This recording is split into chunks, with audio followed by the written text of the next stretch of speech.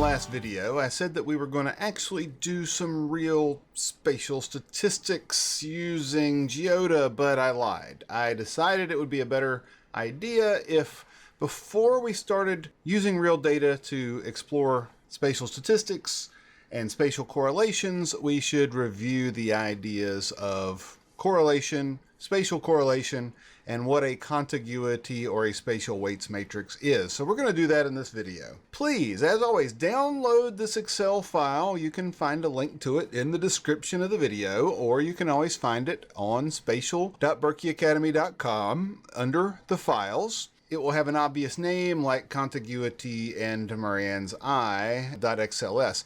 Now this worksheet, I checked it and it seems like it should work fine under either LibreOffice or Excel. So what we're going to do is review Pearson correlation very briefly, just to get that in our heads. We're going to talk about contiguity and what spatial weights matrices are.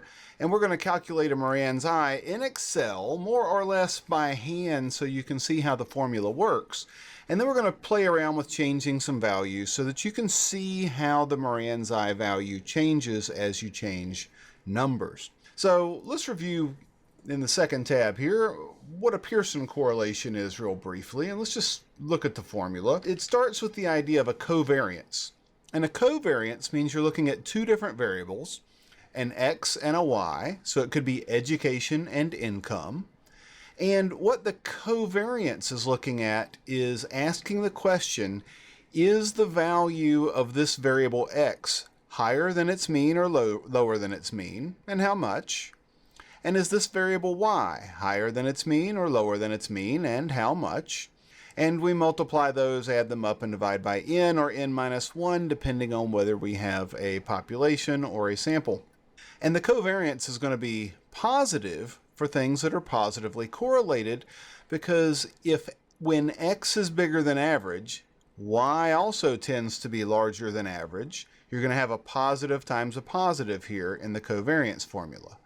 If X tends to be below its average, when Y is above its average, you're going to have a negative times a positive. So that means that they tend to go up inversely, giving a negative relationship. Now to take the covariance and convert it into a correlation, here's the correlation formula over here.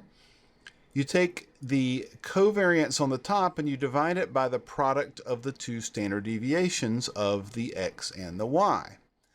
Now this is similar and different from how you calculate a spatial correlation. Instead of looking at two different variables, X and Y, when we're looking at a spatial correlation, we're looking at the value of a variable in one region and seeing how does that relate to the value of the variable in a neighboring region. Are they both above their average, the neighbor and the original territory? Or are they both below their average, or is one above and one below? And so that's how we're going to get the positive or negative spatial correlation kind of idea going. So this is just a little worksheet that I usually go through in my courses in basic statistics to review the idea of correlation here. Let's just view what this data looks like. We're looking at the barometric pressure of a hurricane and the maximum sustained wind speed at the center of the hurricane. And you can see that these two things have a negative correlation here.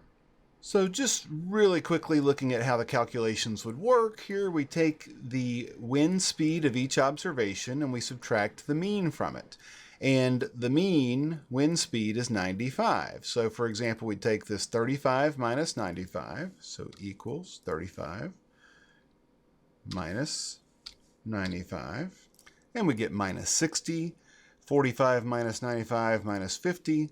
We take the barometric pressure. We subtract the mean from those. So the mean was 960 for this hurricane, for these observations.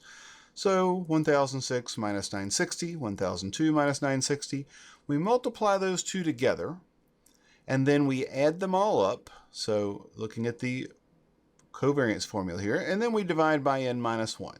So let's just do that. We add them all up. We get about negative 21,000. Divide by n minus 1. Equals, let's see, we have about 15 observations here. So divided by 14, and that gives us the covariance. Then what we need to do to get the correlation is divide this standardizes it if you divide it by the product of the two standard deviations. So the standard deviation of the wind speed is about 45. Standard deviation of the barometric pressure is about 35. So to calculate the correlation equals this minus 1493 divided by the product of those two. So that times that. And we should get a negative correlation somewhere close to -1, because just looking at the graph, we can see a pretty close negative correlation there. What changes when we look at a spatial correlation? Before we dive into calculating a spatial correlation, or a Moran's eye as it is often known, let's dive into the details of how do you create a contiguity or a neighbor matrix. And in order to do so, I have created a fake little country here. The green part, this represents the land area of a country. Let's call it the country of Faketopia. However, whenever I was thinking about it, this does actually kind of remind me a little bit of the shape of Puerto Rico, since it's got this little part jutting out on the right side here. So Faketopia, it's an island nation, and it's a little bit wider along the top than it is along the bottom, and we've divided it into counties or precincts or something, and we've recorded some data here on some variable that we're interested in. And we want to see if there's a spatial relationship between these values in this country of Faketopia. So the first thing we have to do is set up a contiguity or a neighbor matrix. I have most of this filled out here, and I set this up this morning, and hopefully I didn't make too many mistakes. You guys let me know if you catch any mistakes here. But I've left a 3 rows here blank so that you can catch the drift. Again, play along at home, guys. It's the only way to learn this. Do this once by hand, and then you can have confidence that you know what you're doing later on. When we're making a contiguity matrix, there's a lot of ways you can do it. If you're just looking at whether regions touch each other, there's 2 ways that you can define touching. One is a queen relationship, and a queen refers to how a queen or a king actually moves on a chessboard, and you're going to count something as a neighbor if it meets on an edge or on a corner. That would be a queen. So we're going to determine who are the neighbors of this region we call A1. Well, if we're using the queen sort of relationship, then we would say that this one, A2, and this one, B2, because it meets on a corner, and this one, B1, also are all neighbors. It would have 3 neighbors. If we were using the rook, then rooks on a chessboard only move up and down, left and right, and so a rook contiguity would only count things as neighbors if they have a shared edge. And so rook contiguity here would only be A2 and B1, right? B1. Let's use the queen. That's what I've tried to do in the rest of this matrix, and we're just going to mark these as a 1 if they're neighbors and 0 otherwise. So what I'm going to do is I'm going to fill all these in with zeros first, and then I'm going to change the 1s to 1 where it's a neighbor. So the way this contiguity matrix works is you list A1, so this is the row for A1, and we list A1's neighbors in this row. So is A1 a neighbor to A1? 99.99% of the time, no. You're not going to let something be a neighbor of itself. It just doesn't make sense. But the neighbors we found were A2, okay, so we put a 1 there, and B1, okay, so we put a 1 there, and B2. So it has 3 neighbors. Now let's do the next row. What are the neighbors of A2? So A2 looks like it's going to have neighbors A1. Okay, so let's mark that. And A3 is a neighbor. And these 3 right here are all neighbors. B1, B2, and B3. And I'm sorry for making the numbers also 1 and 3, but here when I'm talking about B1, B2, and B3, I'm referring to these coordinates on the left-hand side here. So B1, B2, and B3 are all neighbors. Now I left one other row blank here, and that is C2. So let's look at the neighbors for C2. So the neighbors for C2 are going to be these three over here, B1, B2, and B3. So let's see, 0, 0, 0, 0, B1, B2, B3. Also C1 and C3. Okay, so C1, C3. And then here, D1, 2, and 3. So D1, 2, and 3. So 0 and 0 for all the rest. Okay. And so now we have this complete contiguity matrix or neighbors matrix here that just lists for each row we have a 1 in each column if that column person is a neighbor. Now what I've done down below here, let me zoom out just a little bit. Over on the right, I've counted the number of neighbors just by adding up how many ones we have. And then I've used that number over here to row standardize the weights matrix. Row standardize. So this is what we'd call, instead of a contiguity matrix, which is just zeros or ones, this is a weights matrix. Now, what differentiates this is almost all the time, there might be some kind of case where you don't want to do this, but almost all the time you're going to want to standardize the weights matrix somehow. And the most common way, because this makes sense a lot of times, is to row standardize.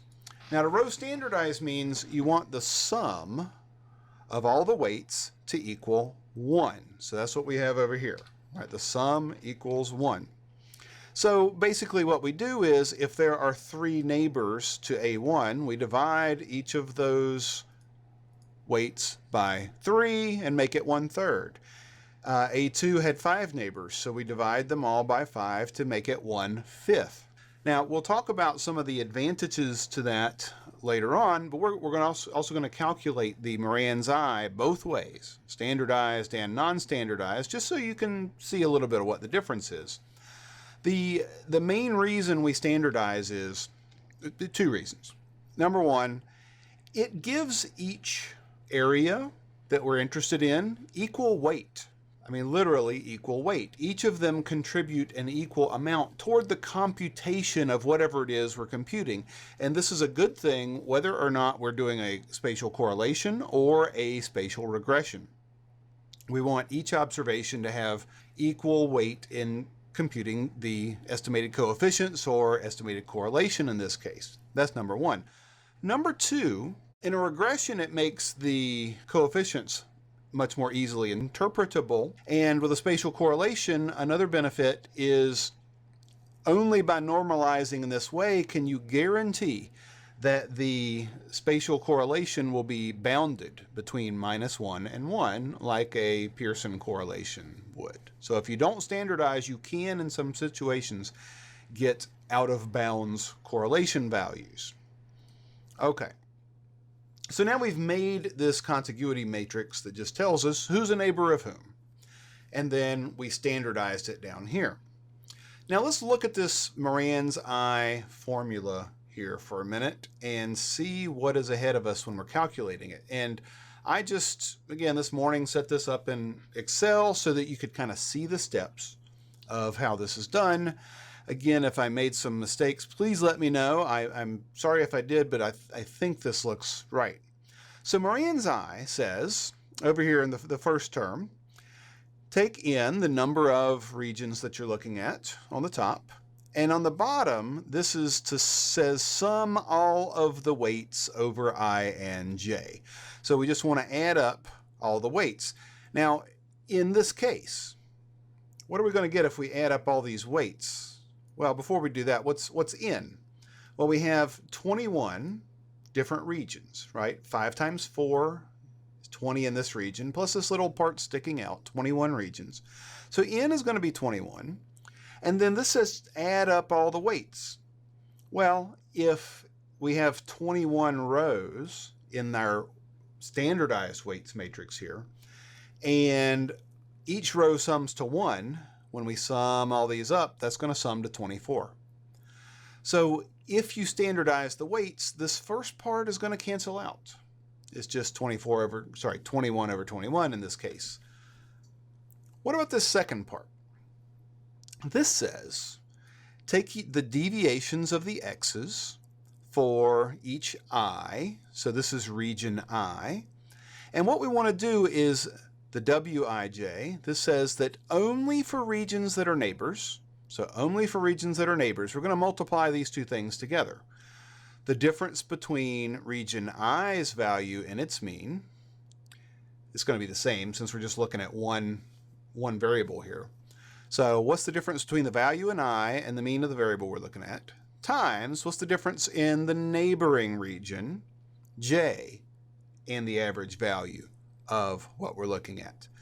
So kind of similarly to what we do with a Pearson correlation, if both of these are above average, right? If the value in I is above average and the value in j is also above average, maybe this means that there's a positive correlation, positive spatial correlation. Similarly, if this is negative, if it's a negative value below average in region I and also below average in the neighboring region, right? A minus times a minus is going to give us a positive, and we'll have a positive spatial correlation. We're going to end up with a negative spatial correlation. So the negative on the top here would be if we have a positive deviation for region I. Region I is above the mean, and region J is below the mean. So maybe we have a wealthy area next to a poor area. That would be a positive times a negative. If we have a lot of those, when we add up all these, we're going to have a negative numerator. Now on the bottom, this is kind of a standardization trick, kind of like when we multiply by the product of the two standard deviations. When we're doing a Pearson correlation, this summing the xi minus x bar squared helps to normalize this and make it to where we're bounded between -1 and +1. Okay, so what I've done here, let me zoom out here on our Excel spreadsheet. So I've used the non-normalized contiguity matrix, and over here I have calculated the deviations. So this is just a vector of the deviations for each of the regions minus the mean, xi minus x bar. Here I squared them so that I could get that denominator here. So I kept a few copies of this formula around so we could look at it no matter where we go.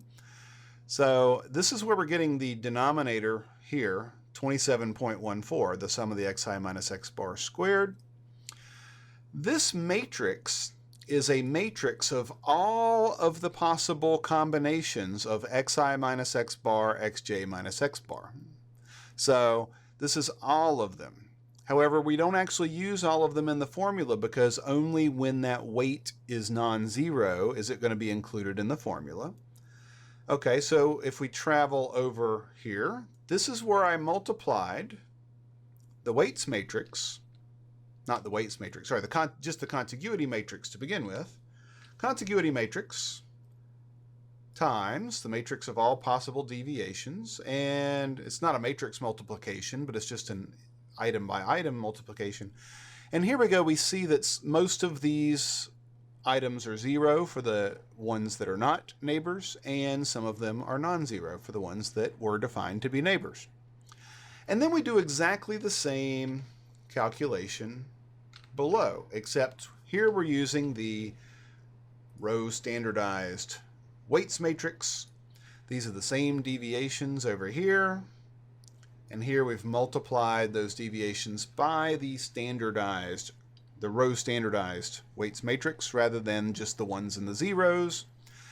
And then our formula, our Moran's I, says to add up all those. Okay, so if we add them all up without standardizing, we get 78.37.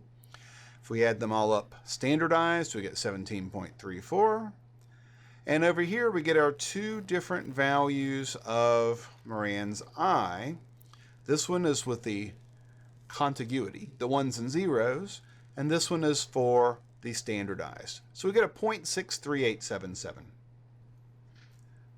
Now, one of the main points of making this Excel spreadsheet was so that we could see if we change some of the values here, what happens to Moran's I. We can see it dynamically. Let's first explain why there's a positive spatial correlation with the numbers that I have assigned to these regions. The reason is because here we see, suppose this is income. We see all the poor people live in the north, and then a little bit more income, a little bit more income, a little bit more income.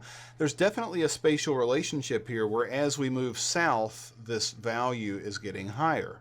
How could we change this to try to make this less of a relationship? Well, we could put some 4s up top, right? You see how that Moran's I now has gone close to 0. So this would indicate basically no spatial relationship, at least according to the way that Moran's I understands it. Now, how would we get a negative spatial relationship? Most often people describe a negative Moran's I, or a negative spatial correlation, as looking like a checkerboard.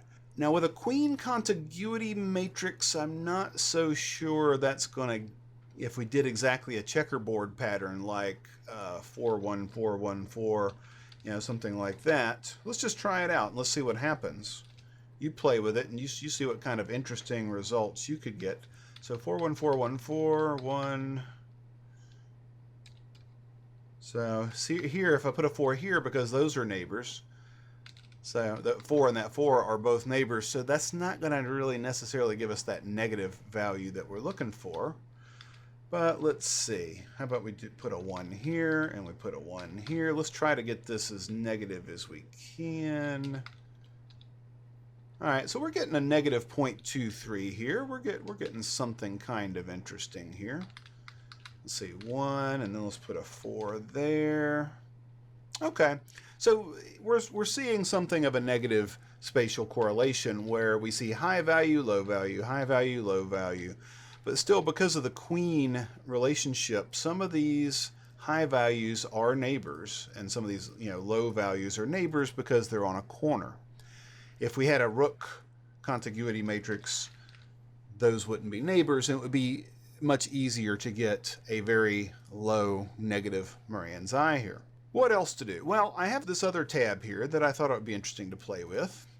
What if we put random values? So what I did in each of these boxes is I just told Excel to put a random number. And so I used the RAND function. And the interesting thing is that Moran's I, if there's truly no spatial relationship, the expected value is not actually 0, it's actually slightly negative. So this is the expected value of Moran's I. Let me zoom in a little bit there. This is the expected value of Moran's I, minus 1 over n minus 1. So that's minus 1 over 20, right? Minus 0.05. Yes, I actually had typed the wrong number in there. So even if there's no relationship, we should be getting something about minus 0.05. And I just want to see what happens here if we randomly generate some data and see what kind of numbers we come up with. So if you're in LibreOffice, it's F9 to recalculate. And I think in Excel, they changed it to Shift F9. So let's try this a couple of times. Shift F9. There we're getting about minus 0.05, minus 0.08, 0.18, minus 0.1, 0.01. So quite a bit of variation here, even when we have just randomly generated data, but no Moran's I that are really crazy high, except for that minus 0.26 was kind of interesting. Let's get kind of a high one here and look at it. Okay, let's see if we can see the positive. Yeah, there's a clustering here of some positive or high values up here in the northeast, and some other kind of high values here in the southeast, northwest. So we're getting some random Moran's I's that are kind of type 1 errors here, right? So I'm going to end this video here. It's gotten plenty long. Now that we have a basic idea of what a contiguity matrix looks like, and a basic idea of what a spatial correlation looks like, in the next video we're going to look at JODA software, and we're going to let it calculate contiguity matrices for us and calculate some spatial correlations, and we're going to look at some of the other cool, really intriguing features that are built into that program that combine mapping, data visualization, exploratory statistics, so you're not going to want to miss that. I'll see you next time. Good luck.